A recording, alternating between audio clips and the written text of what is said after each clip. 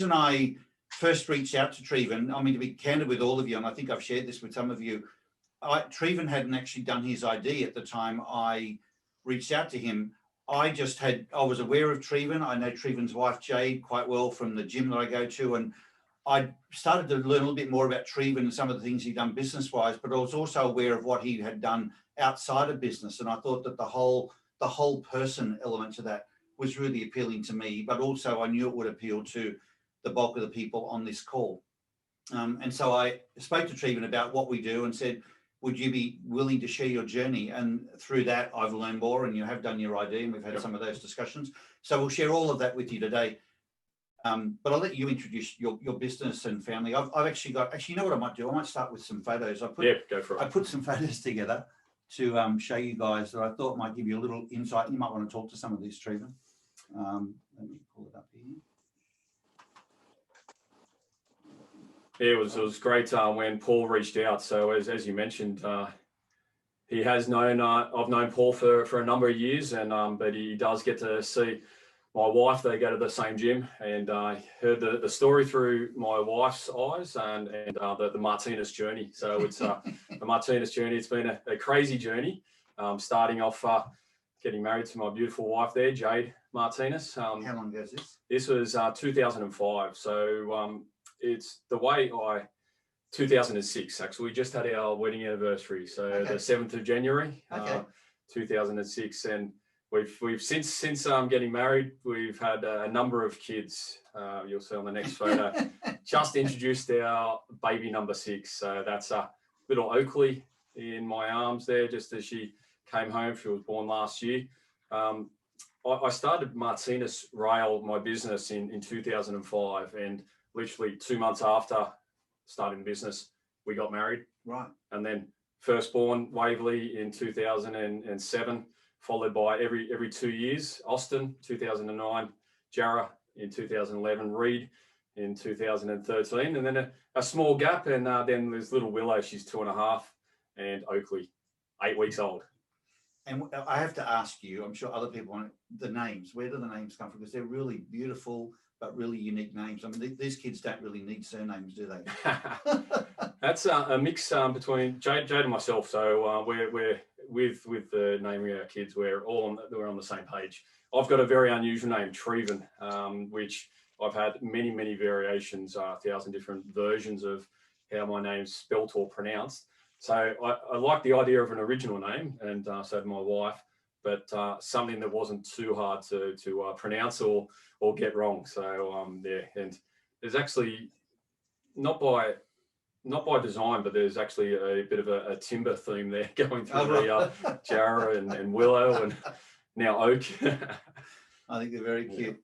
Well, and this one I remember you doing this event, and was it just you? Didn't Jade ran in this too, right? She did, yeah. This is the Ultra Trail Australia race up in the Blue Mountains here in the hinterland of Sydney. That's me running across the finish line with my kids after doing a 50-kilometre ultra trail marathon, and a week prior to, so I trained for that. I had a bunch of mates that I trained with. We all trained extensively to take on the challenge. My wife, we worked out that we were staying up in the Blue Mountains, and there was the UTA 22-kilometre through the Blue Mountains the day prior. Right. So 4 days prior to the race, I mentioned to Jade, oh, you should go do the 22-kilometre. It's a race through the Blue Mountains where it's a lot of vertical up and down the escarpment, and Jade just loves a challenge. So she signed up, and with a smile on her face went and did the 22. So we cheered her across the finish line on the Friday, and then that's me on the Saturday. It was awesome. It was when I first met Jade when I was 24. It was she loves training, and you see her at the gym. She always loves putting effort into her training, and always has from a young age. One of my first comments, she was going to go for a run with a sister. She's got a twin sister, and they were running locally. And I said to her at the time, I don't do running. And how things change. So running is a passion of mine. And you still running? The longer the better. That 50-kilometre race, I felt that it almost killed me. So I signed up for double. I'm doing the 100-kilometre race this May, and looking forward to it. You do. Looking forward to the challenge. Yeah. And then I thought I'd put this photo in from the business. This is a business, obviously some sort of business deal that a partnership you've developed with an Asian organisation. Yeah, so that's a company called Gamuda from Malaysia. They came to Australia 2 years ago to replicate what they were doing in Malaysia and other countries around the world where they're a major infrastructure contractor. They're the largest infrastructure contractor in Malaysia. I met up with the two IC, so the original founder is there on the left of the screen, Data Lin. I met with his two IC to talk about joint ventures to go together in some projects here in Australia. The first time I met him, after half an hour meeting, I just put it out there on the table. I said, I've got aspirations to take Martinus to the next level. And they had aspirations for the Australian industry to be in roads, tunnels, and railways. And I said we could join forces more permanently, not just project to project. How about investing into Martinus, and then we could go to the next level where my aspirations were. And the talks developed and continued on. Within 6 months, we had a signed agreement that there was a whirlwind of a time to get to that point. And I was looking forward to the future, but then there was a few signs that the deal that we struck originally, talking to the founders of Gamuda, was I would run Martinus and I would be the lead with my senior leadership team to the Australian rail strategy, autonomous, and they'd be a silent investor behind us. But their middle managers got in the way and tried to flip it around, turn it into a subsidiary. And you know me, and people that do know me, that was never going to happen. I like my autonomy. I push out autonomy out to my team, and that's been a core to our success. So being a subsidiary, it's I couldn't go through with it. So we managed to have a beautiful honeymoon period without the marriage. Well, there's a few little snapshots on Treaven I thought might give you a bit of a feel for who he is as a person and a little bit of his world. So let me bring it back to the screen now. So it's very quiet there. Can everyone hear us okay? Yeah, all good? Okay. Excellent. So Treaven, maybe share with the group a little bit about your journey. How old were you when you started, Martinus Rail? My understanding it was only 15 years ago. And correct. Was it just an idea you had because and what have you built? Maybe share that with the... Yeah, sure. So started when I was 29, Martinus Rail, in the Australian railway industry, which is a highly regulated, littered with either public servants or big international tier one contractors and corporate style businesses that dominated the market. I was working for a manufacturer that supplied products into the rail industry, and I worked for that company for 10 years. As you can see on my profile, and I didn't know from the profile, but it was just instinctively internal that I just constantly come up with ideas. So when I was working at the original company, I would constantly come up with new ideas and how to grow that business. Not for personal gain, it was just I love the challenge. I couldn't help myself. It was come up with the ideas. How can we grow this manufacturing company that was here locally in Sydney? I grew up from just manufacturing products for the Sydney railway market to the national railway market. And the turning point for me was after 10 years, there was a new general manager in there, and I came up with an idea that the rail industry at the time was booming. So there was a lot of new entrants into the market, individuals that didn't know the product, especially on the construction front end. So I came up with an idea to sit in between for that business I was working at, to sit in between the manufacturer and the contractor, and have a little business to help the manufacturing to the contractors to have the know-how to install our products, because they were complex products. There was always issues, and it was a point of difference compared to the other manufacturers. So I developed a business plan. It was a fully costed business plan. I had the resource chart, had the sales opportunity and how it would benefit the sale of our products, and presented to the new general manager of the business, and he signed off on it, which was fantastic. I was off and racing. I was still doing my original role as the business manager for that supply division, and off and racing. Now I had identified we need 2 key resources to make that business plan to see to fruition. And I remember I actually had identified 2 people from the industry that I wanted to hire, and their salaries were higher than mine, but I wanted to hire the best.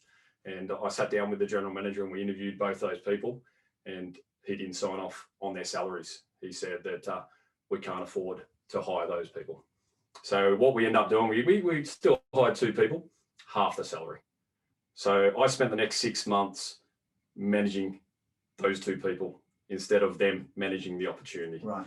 And it was just, I was pulling my hair out. So I just decided that I'm going to take this little business plan and create a business off the back of it. And that's what I was going to focus on. And so then was born Martinus Rail, sitting in between manufacturers in Australia and the contractors installing the product in Australia. Okay.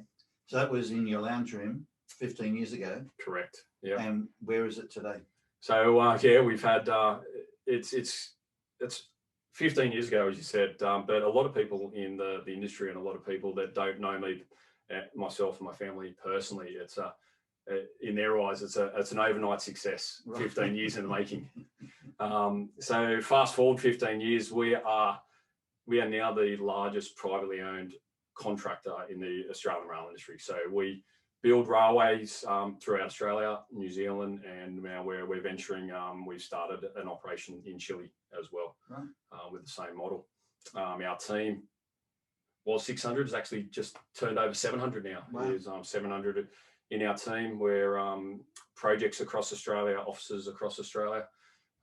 We've undertaken the Australian rail industry is booming at the moment, and we set our plan 5 years ago for the boom that's happening now. Wow. We've just finished a $40 million investment in specialised railway equipment to build the large-scale railways. Wow. That we're building.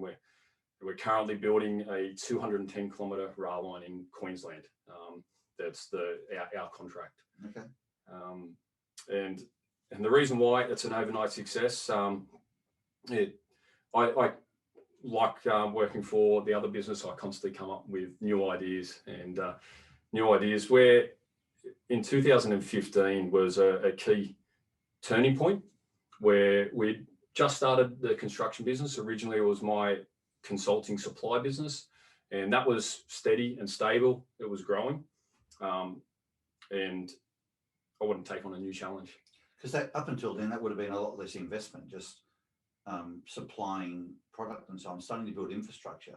Correct. That's a huge capital investment.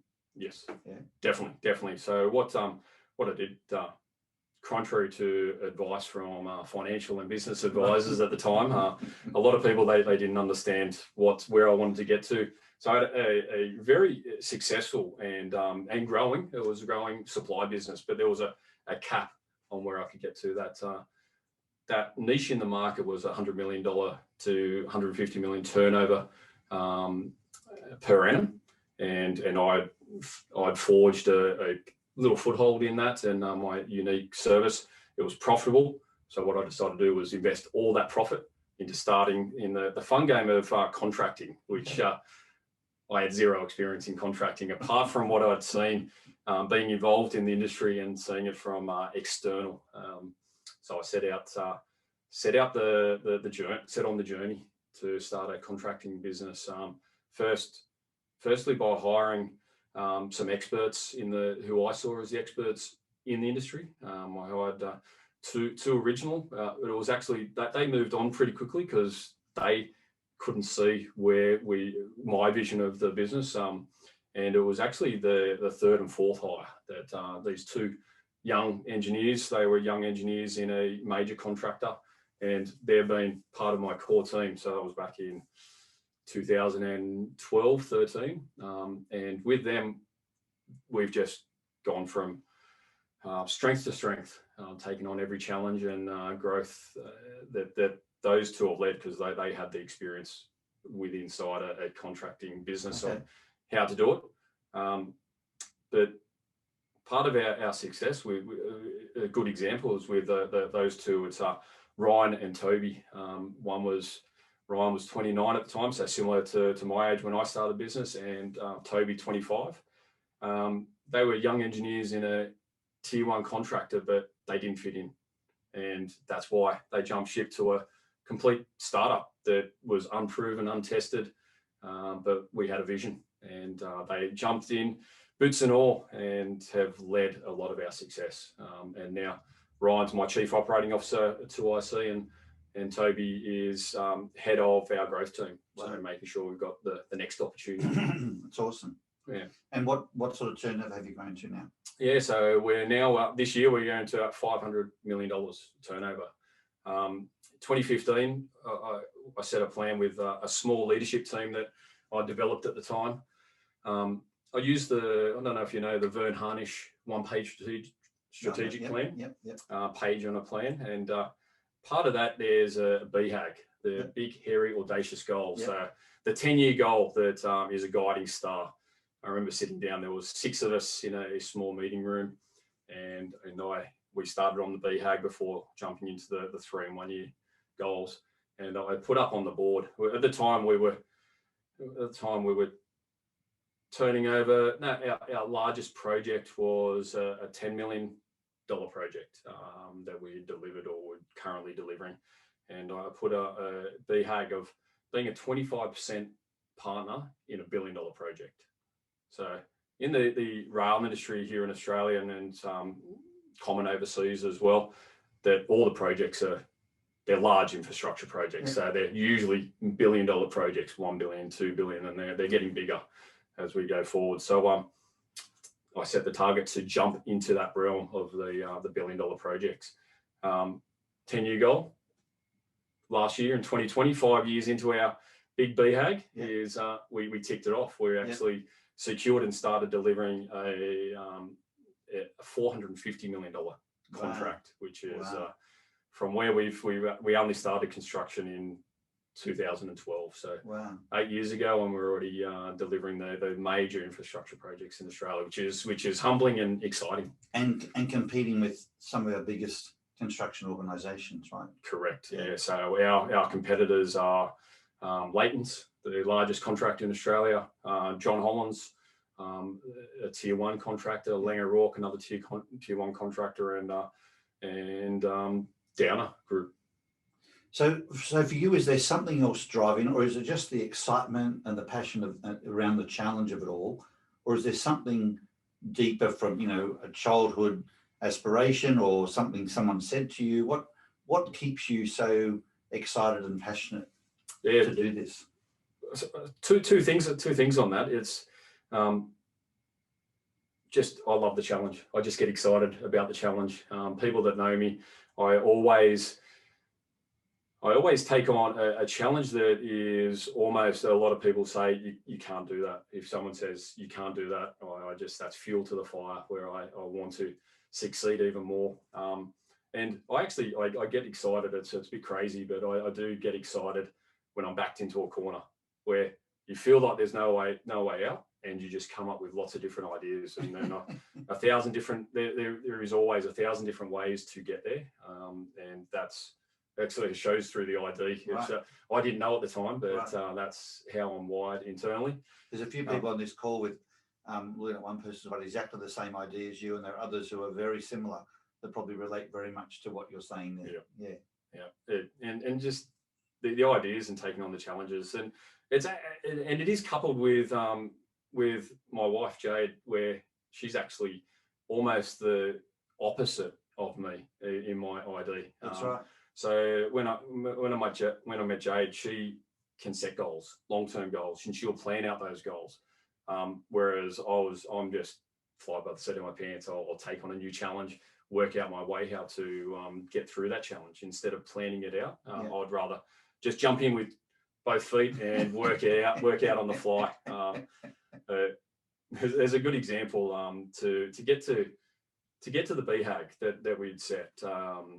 Or I sat I still vividly remember in my office on the whiteboard with Ryan Baden, and there was a project that we could jump up from being a subcontractor to being a principal contractor.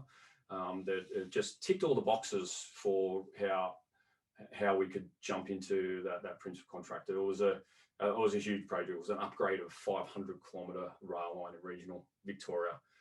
We just put on the whiteboard, listed down all the competitors across the top, all their skill set, and just did a tick box. And within half hour, we identified that we need to partner with an existing tier 1 style company to use their financial strength, to use their perceived systems in the client eyes, and with our capability, our know-how, and our people.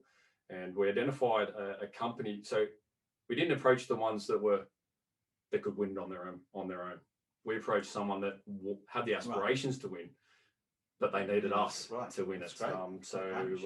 And that was a half-hour session, and 6 months later, we signed that contract with the Victorian government. $250 million contract in partnership with a tier 1 contractor from Victoria, which set us on our pathway to the BHAG. So it was amazing. We set the long-term goal, goes in the bottom drawer, but we just manifest that goal by our decision making in your bones, as it were. Definitely. So let's come back to something you spoke about before, which is flying by the seat of your pants. And I think a lot of people who know the ID and saw your ID before, 3429, they all would relate with the flying by the seat of your pants. But on what I saw in you, there's a lot of rigor and accountability and discipline that, it's all very well to be passionate and excited when everything's exciting and new and shiny. Yeah. But there's a lot around, whether it's business or family or sport, like, training for a marathon, where it's just grit and grind and sweat.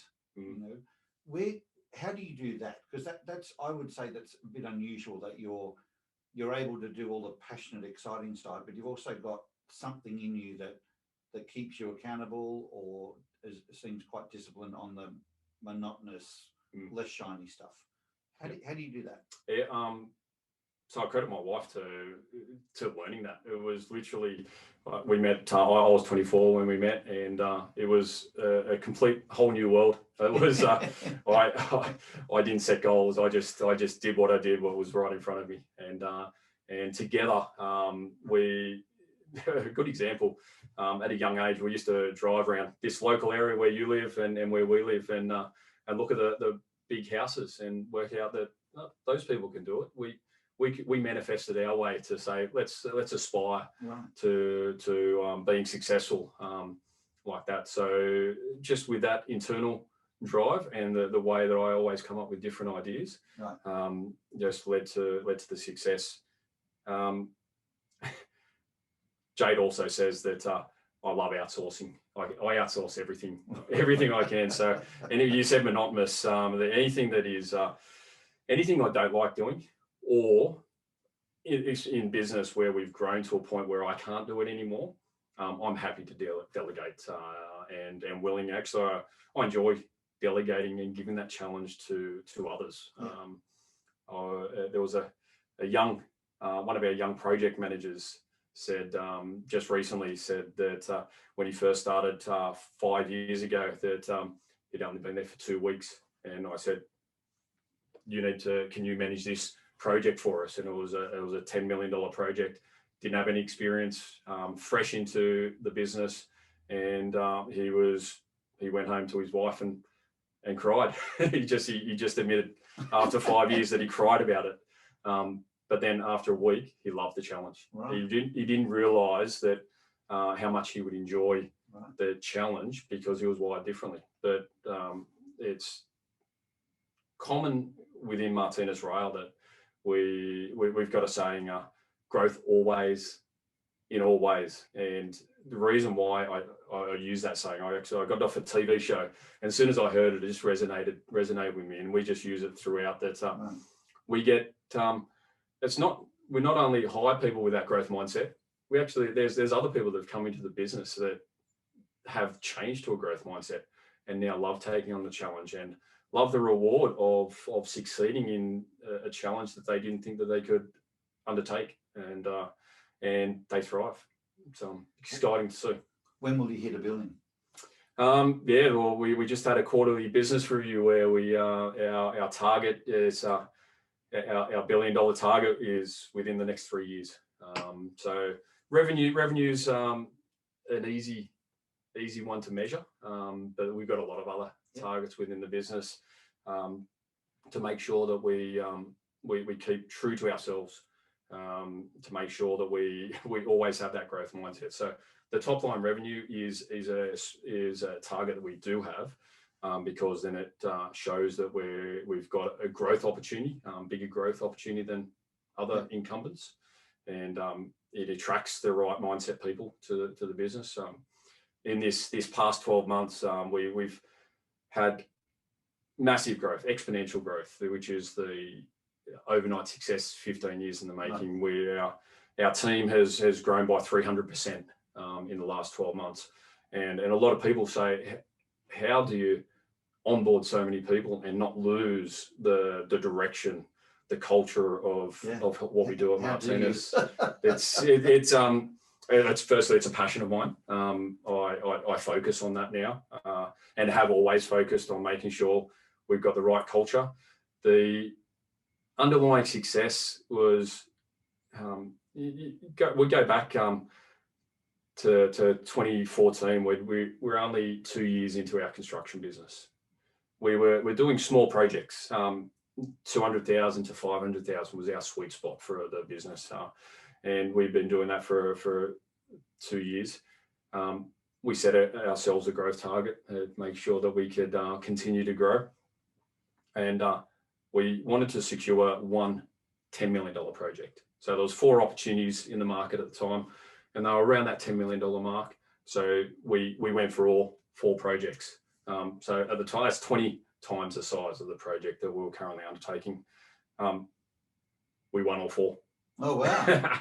We won all 4. And instead of walking away from any of those contracts, I saw the benefits of all 4 contracts in different aspects of, obviously it'd be a huge challenge, that the project was not only 20 times the size, there was 4 of them. Wow. Where I'm Sydney born and bred. The business is based here in Sydney. None of those projects were in Sydney as well. So 2 in regional, so 3 in regional New South Wales and 1 in Queensland. We took on the challenge. I had a great core team that helped me go through getting those projects set up and making sure they're successful. We recruited like hell, and a huge lesson we got out of that is we came up with an org chart for each project, and we just hired bums on seats. We just wanted to make sure there was 50 people needed for this project. We got 50 people with the right job title. If they've done that job title elsewhere, they're good enough for the role, and we just put them in there. Quickly learned that that's not the successful way to deliver the project or to make the project success. And we actually had a very big revolving door at the time. I've got big expectations on myself, my core team, big expectations of themselves. So what we didn't realize is that the bar at Martinus was a high bar. It was just the way we operate, but it was a high bar compared to our competitors, compared to other industries that were doing similar size projects. So it was tough. The revolving door, a lot of people self-selected. Some people got a nudge. And but what came out of the end of it is, after delivering those 4 projects, is we had a great core team that were the Martinus way. It had the do it, take on the challenge, the can-do attitude. We got the triple A that we always want across all our projects, which is work autonomous, accountable, but you've got to give them the authority to do that. So if you got the triple A across our project, and that's came from that time back in 2013, 14. And that's the reason why we could scale up so much now is that core team. Is a lot of that core team stayed with us. Yep. We're now at a industry leading referral rate. We're 92% referral rate. So we use that core team originally to expand to like-minded individuals that have their right growth mindset, take on the challenge, and then that's further expanded as we've grown in the market, and we've got bigger things to come. That's fantastic, Treaven. Thank you for sharing all of that. We're going to open up in a couple of minutes to questions from the group online, but I might just ask you a little bit about your ID. Yep. So you've done all of this. You've done it seemingly in stride. You know, you seem to have been really enjoying and passionate about all you've done, and not just business-wise, but I've seen the family side as well. Yep. You know, I can see the support that Jade is to you, and you know how you compliment and respect each other for those differences. Tell us about learning about your ID. What did that give you any insight, or was it more just validating what you had already known instinctively? Tell us about that experience for you. Yeah, it was very interesting reading it. It was literally, and I said to Paul when he first sent it through, it was like lifting up the hood and he was just reading my mind. It was bizarre. Every single comment in my ID is how I internally think. So it was spot on. You use the word validate. So I grabbed that it read me perfectly, and then I used it as a validation to into two aspects. So business first is where we're growing at a rapid knots. There's constant external and even internal pressure to change how we do things. So I've used it as validation to stay true to ourselves, true to what has been a success to date, and not change the way we do things. And we operate a key to Martinus. We focus on the opportunity and not on the risk. You use a sporting analogy. So I love surfing, and you always look where you're going on the wave. You don't look at you don't look down where not to go on the wave. Right. So if you look there, that's where you'll end up. So we focus on the opportunities, not the risk, and it's a validation that I can make quick decisions. Support other people to make quick decisions. Yeah. So well, and for someone with your ID, what we say when you're such a strong improviser, one of the things that fuels you is confidence. It's all very well to have the passion, the excitement, but when you feel confident about what you're doing, then that's like oxygen that propels you even more. Yeah. And so I would imagine when you get that validation, it's not just a nice to know or a good to know. There is a sort of thing that's like, okay, so I'm on the right track, and it gives you this confidence as you are growing and getting bigger and having more opportunities, but also more people trying to tell you how to change and do things differently as you now step through to different, you know, different milestones of your growth. Having the confidence that this is me in stride, this is me at my best, and I need to stay true to this. That must be very empowering for you as well. Yeah, it definitely is. I remember a week after doing the ID that we had a key meeting on a strategy of what we needed to do on a project that we were going after, and you could go the normal path with our competitors or a different path, and had the confidence to there was a lot of naysayers, even in our internal team, to say that we shouldn't do that, but stay true to ourselves and myself and my instinct. Yeah. And we've gone down that path, and I mentioned last week that we got shortlisted on another big project in Queensland, a $500 million project, which it was because we took on a different path and didn't do it the normal way and pitched a different way of doing it to the client, which is it's counterintuitive, because a lot of our clients do like to what's a saying? You never get fired for buying IBM. Right. Is a saying that we always use, but we're the new kids on the block, so a lot of clients have to take a perceived risk with us. We're not the risky option. It's we feel going the incumbents is the risky option, right? But because we pitch it in a different way, come up with a different solution to what the client might think is expecting, and we're having great success. Yeah. So, which means that now we've got another opportunity for our team to further grow. Yep. That's what's exciting. Yep. Yeah, well done.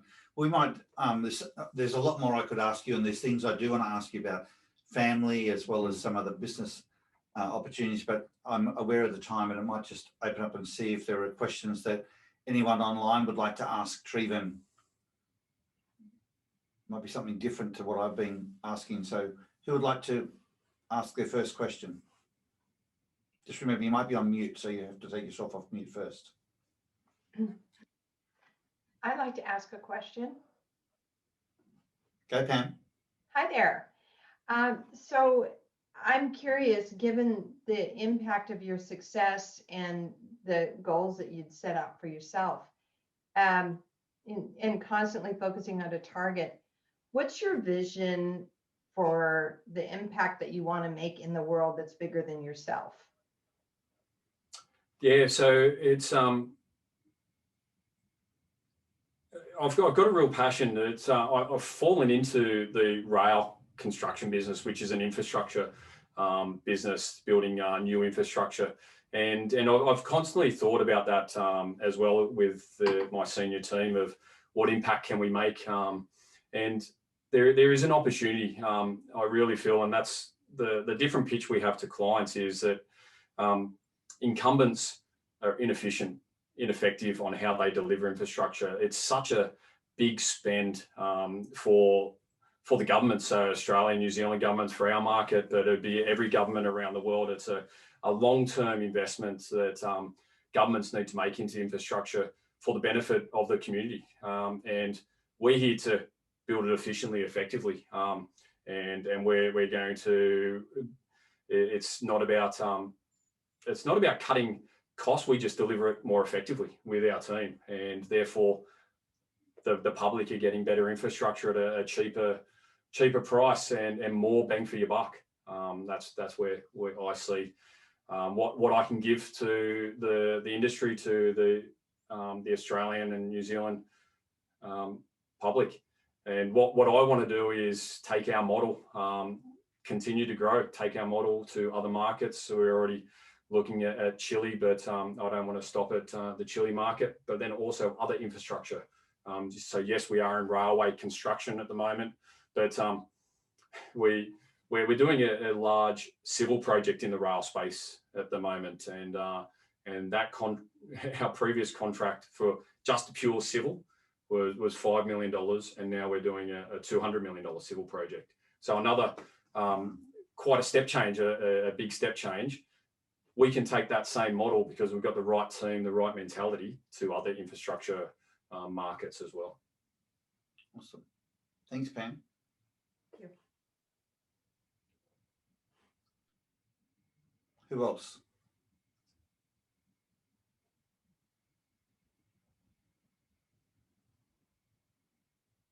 Catherine. Wonderful. Exactly your Thank idea. you. My profile, Nice. Hi, Treaven. My profile is identical to Treaven's, and I've worked in a very different way through my business life. But some of the questions that are coming up in the chat, I think, are really useful. So there's a question about how does an improvise, explain their view on risk without it deflating energy or being perceived as not being on board and supportive. And thank you for raising that question, because I've encountered that a great deal, where I'll go in as a board member or chairman or mentor, and I'm there with my energy, and they go, ooh. How do you manage that, Treaven? It's very, very good question. Being optimistic is a full-time job, and it's at my core. I'm a very optimistic person. There is always a solution to every single challenge out there. What I've realized over time, and you've obviously realized, Catherine, that not everyone has that same viewpoint of the world. So we do come up against other viewpoints. I make sure within internally in Martinus, I'm always open to every conversation, every viewpoint to make sure that we make the right decision. And I'm not the only decision maker. We've got dispersed decision making sure that it's not just I'm not just the only person making some key decisions. Now, I've resisted. You mentioned you're on board on a board and a chairman. I've actually resisted that for Martinus because I couldn't find any external influence that had my makeup of always being optimistic, always taking on challenges. I actually had the opposite from anyone I spoke to, Catherine, that they were pushing not to take on risk, pushing to not to take on opportunity, to manage risk and actually lower our expectations. It was funny. I had an accountant that we've moved on from, and sorry for any accountants on the call here, if there is any accountants. It's that he was the head of the firm. It was only a small firm, but he was the head of the firm. And after constantly reinvesting our profits, our top line revenue was going through the roof. We weren't making any money. We're actually on paper, we're actually making negative money. Cash was good because we focus on cash flow and making sure we're cash positive. But bottom line profit was a negative figure. And he said, this infrastructure game, it's too hard. Why are you doing it? You should pull out your profits and go into property development. And it was, he didn't last too long as an advisor, and I moved on to someone else because I love taking on the challenge and taking on new challenges. And I've got a team around me, internal team, that also do. Like I'd be at this level, and my team might be at a slightly lower level, but they're on the same path as well. But it is a great question. So if someone is being that handbrake to you, is there a way? I think the question that Leonie and others and now Catherine's asking is there a way people can present these views that they don't want you to see them as negative, but they're legitimate risks and concerns that these people, or fears that these people have? How can people present that to someone like you? Even Jade is an avoid improviser. So, same thing, even from a personal point of view, how can that discussion unfold so that it keeps you engaged and not just have you sort of want to dismiss it? Is there a way that people can approach you with that? Yeah, I've worked on that in the past. I would just dismiss those people. And to be honest, I'll put my hand up. Maybe that was part of the revolving door early on in the business. But I do try to empathise with all different viewpoints, and make sure that I do listen to all viewpoints. That's a challenge for me. I do listen to my wife, to Jade. She has a different viewpoint, but she's been there on the whole journey and has supported the whole journey that we've been on, and we're on the same. We actually are very similar with where our goals and aspirations. So that does make it makes us work well together.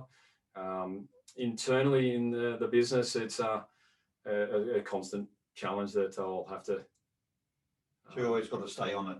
I always have to stay on it. Yeah. I think I've noticed, you and I haven't worked together on this, but when I've seen other people with this, if someone with your ID knows the other person is not trying to be negative, they're just truly presenting risk. They're actually even supportive of the person at a personal level, that they've got the interest of the business and the person at heart. Yep. I think that's a lot easier to handle than when you feel like someone is just out to be negative. Yeah, 100%. 100%. And we've got people in our team, and I can think of one person in particular loves playing the devil's advocate. Yep. So always, and I thrive on those challenges. So as long as it's coming from let's find a solution to what's in front of us, and they're coming from still a positive point of view, but being a devil's advocate, and throw a million questions at me, devil's advocate, and we'll work through every single one of them to come up with the ideas on the spot as well. I really enjoy that back and forward to say, what about this? And then come up with an idea. I come up with the idea, other people come up with an idea how to get through it. I do like that challenge.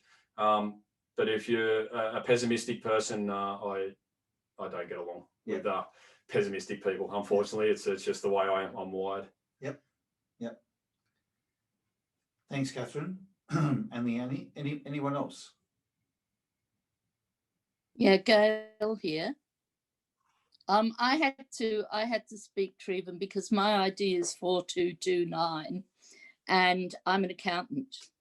Sorry about that, Gail. It wasn't you personally. I know. And of course, I work in an environment where improvise is not the norm. And I'm in a small business too, really small. There's about 6 of us. Fortunately, my daughter, who also works for me, is a 5537. So there is some lovely positive energy around most all the time. But I find that my husband too, just for is a 7762. So he's totally the opposite. And I use him as a sounding board. So when an idea comes up and I kind of think, is that really a good idea or not? I ask him. But the difficulty for me is he then tells me the risk for the next 3 weeks, by which time. Oh, we lost that. We've lost you, Gail. Similar. And that's the thing that I find the greatest difficulty with. But I was so fascinated to listen to you, because when I first met Paul and found my ID, it was, and that was a long time ago, it was right at the beginning, I just found, well, wow, that's me.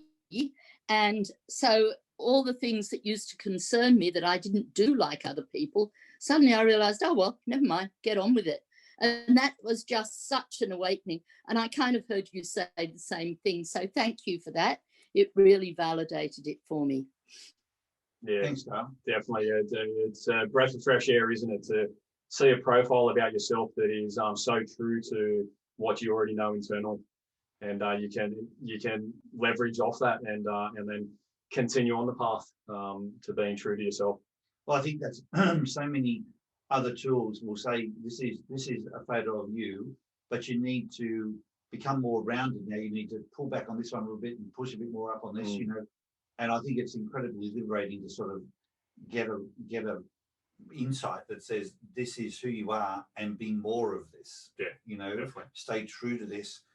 It resonates with people's bones. I mean, there's a voice inside that hears it and sort of goes, yes, this is true, or it's not true. You know, I mean, the idea is always bang on accurate, but it's very powerful to have that reinforced. You know, you've known it without knowing the science of it necessarily. Definitely. Yeah, there's no point focusing on weaknesses. Focus on strengths and get better at your strengths.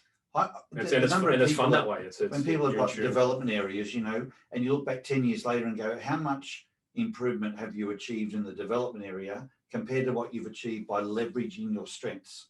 It's almost useless spending time on development areas. You know, if I think it's good to be cognizant of them, especially if they irritate or cause friction for other people.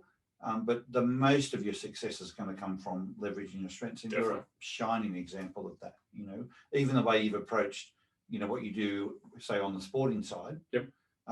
But even you know, having 6 kids, Yes. there's a story in itself. Yeah, 6 kids. There's been people that don't know our family. There's a lot of negative comments. That yeah, it's amazing. It's disappointing actually, but Jade and I just pushed that aside. Wow. That what the comments like, why would you have 6 kids? It's geez, that's busy, and that we love it, and we wouldn't have it any other way. We didn't set out to have such a large family. Okay. It was something that developed over time, but very in tune, and I'm very fortunate. So Jade and I, we say that she's got 6 kids that she looks after and nurtures, and I've got one big kid, Martinus Rail, with now 700 people that I look after and nurture, and we're both very busy and in tune in ensuring both all aspects. Well, I'm going to have 4, but I know with even mine and being one of 6, it's just a lot of fun. You think, I suppose, as an improv, if you think of the fun and all that positive energy, you don't think of the work or the challenge of it. It's just, you know. Oh, definitely. We just finished our school summer holidays, and so much time with the kids here at Cronulla, going for a surf or a skateboard or a bike ride, run with the kids. Yeah. They train a lot as well, so I've enjoyed going. I enjoy going training with them, either at the running track or other training. It's fun. Oh, good on you, mate. Definitely. Good on you. Anyone else? Another question? Yeah, I've got one, Paul. Okay, I great. was just thinking of the people that might be working as the two ICs, so to speak, for you, to have that have up complete or down improvised drives, who do the follow-up and the thoroughness of things and make sure that the dream gets realized and things like that.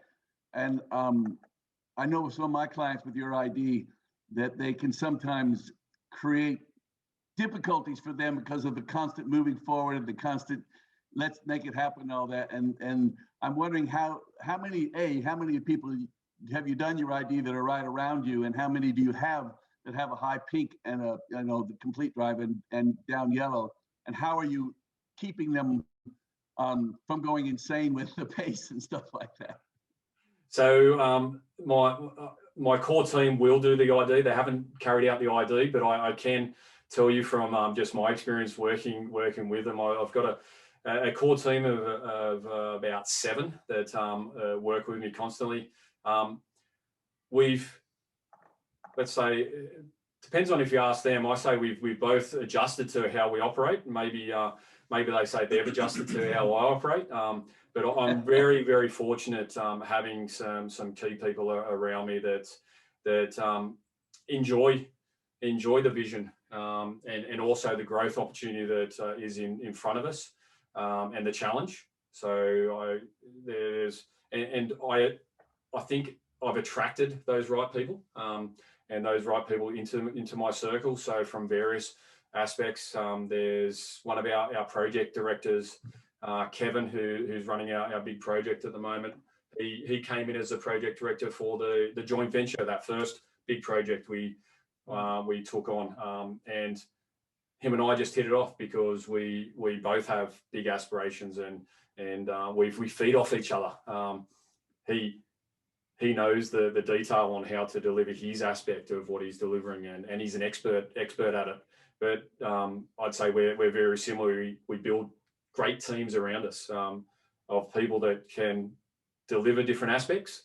But I am aware that, and I've been made aware probably more recently, that my core team, there was one, our general head of people and culture. I brought in, because culture and the Martinus way is such a driving force, a passion of mine. So I brought in a people and culture early on. He's been with us for 5 years now, and firstly, so his name's Craig, and he'd only lasted 2 years at each opportunity that he always wants to take on new challenges as well. So that's why it fit with how I operate. He's now been with us for 5 years because we constantly take on new challenges. And he said that sometimes it feels like I go into a room and let off a grenade and then ask who's bleeding, and then everyone has to mop up around me. That's an aspect, a visual of how we do take on big challenges. But I've also got a fantastic team that understand how that is and thrive on it. That's why people have self-selected out. It's that they see the opportunity, they see the growth in themselves. They operate similar to how I operate, and have adjusted the way they operate. And just to be clear, when you talk about the Martinus way, that's not you dictating what they should do to do it your way. That's what you've defined your leadership culture to be. 100%, yeah. So it's diverse decision making. We don't have a hierarchy org chart where I'm sitting at the top making all the decisions. We push the decision making out to the teams, out to the projects, making sure we got our level of authority is in the order of 10 to 100 times our competitors. So our competitors, they're incumbents. They're already turning over $10 billion. So they're all about control. we're the opposite. To go up against a $10 billion turnover business as a 100 million now, 500, and our aspirations to go higher, we have to made the decision, and it was quite an easy decision to me to do the opposite of control, to push out the decision making, because I can't make all those decisions. You need to be at the workplace to make the decisions, the best decisions, and it's working. Yeah, and people are thriving off that decision making. Thanks, Greg. Hey, Treaven, Grant Egginton, nice to meet you. Can you guys hear me okay? We can. Yep. I know I've got a dodgy internet connection, so apologies if I drop out. With such a strong focus on growth, which is really energizing to hear, how do you define growth or manage that energy when your industry goes through periods of stagnation or decline? So how do you kind of manage that when the whole industry happens to go through kind of a slowdown period? Yeah, so we're the right place at the right time in a booming industry, the infrastructure construction market here in Australia and New Zealand. It's an unprecedented time of the spend on railway infrastructure. It's happening here in Australia, but it's actually replicated around the world. Right place, right time, but that's by design. We saw the opportunity. We were a small fish in a huge pond. The market's an $8 billion market here, annual market here in Australia at the moment. It's got stable growth at $8 billion, which is exponential growth for us. It is littered with big, what we call tier one contractor incumbents. There's about 4 or 5 of them. And then just a huge gap to these small businesses that are either labour hire, plant hire, small construction companies, and we've jumped into that gap and nudging the tier one incumbents. So we haven't had to manage a downturn. When I say we haven't had to manage a downturn, we have gone through downturns in the market. When I started the construction business, it was the mining boom here in Australia fell off a cliff. Mm-hmm. So we had the GFC in 2018. We're lucky here in Australia, the mining boom for iron ore kept going on, and then it actually stopped in 2012 and fell off a cliff. That's when I started, and there was one of our original markets that we entered into is a mining line where they were spending over $1 billion per annum on major projects. That disappeared overnight, and it was only the maintenance contracts that kept going at the $200 million mark. So what we did, we were coming up in that market. We diversified out of that market and went into other, still focused on railway construction, but other markets around Australia. So always looking for the opportunity. No matter how depressed others might seem to be dealing with that same situation, you're just searching for the opportunities to focus on. Definitely, yeah. Always. Thanks, Grant. Thank you. Maybe one more quick question before the top of the hour, when we'll have to close out, unfortunately, just out of respect for everyone's time today. Someone got a question they'd like to ask?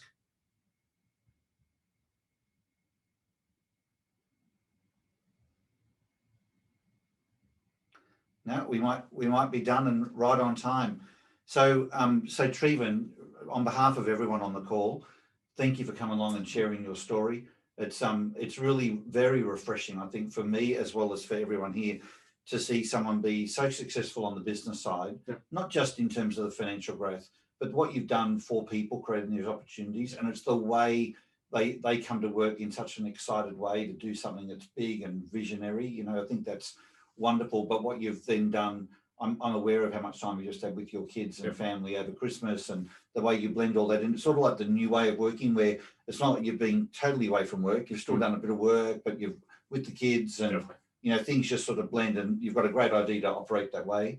But I think when people see it for real, it's very inspiring, not only for ourselves, but to go and help other leaders, you know that it's possible to tick all the boxes and still be in stride and having a blast, you know. So thanks for giving up your time today. Oh, thank Thanks, you. thanks everyone for Thanks, being on everyone. the call. I'll hopefully see you next week when we do our next public webinar. If there's anyone have any questions or comments they'd like to deal with offline, I'm sure Treaven will be happy to answer them as well. Definitely. And send them through. Otherwise, thanks for being here. Have a great rest of the week, and we'll see you next week. Take care, everyone. Thanks, everyone.